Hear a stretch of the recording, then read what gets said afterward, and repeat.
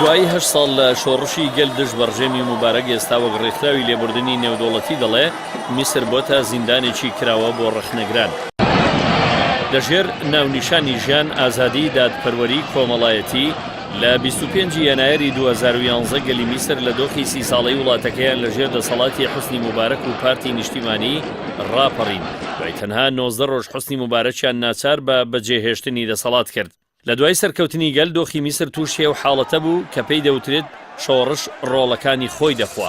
خەڵکو بەشێک لە هێزە سیاسیەکان کە پێشتر هاوشانی برایانی موسڵمان دەست بە دیکتاتۆریەت لە میسر دەجەنگان لە دەسەڵاتی محەممەد مورسی یەکەم سەرکۆماری هەڵبژێراوی مەدەنی هەڵگەڕانەوە و نەیان هێش بە تەواوەتی ساڵێک لە تەمەنی بەڕێ بکە لە 3 تەمموزی 2013 عەبدولفەتاح سیسی وەزیری بەرگری کودەتای سەربازی ئەنجامدا.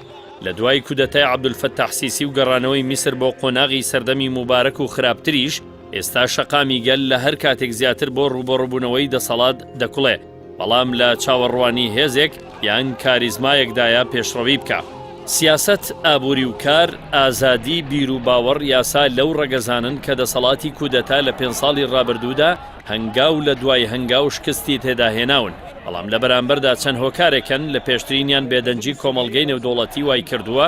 سیسی لە لاواسین بەڕێوەبردن و دەسەڵاتیشدا بە پشتیوانی سوپا و هێزی ئەمنی و دەسەڵاتی دادوەری ملکەچکرا و درێژە بە کودەتا بدات.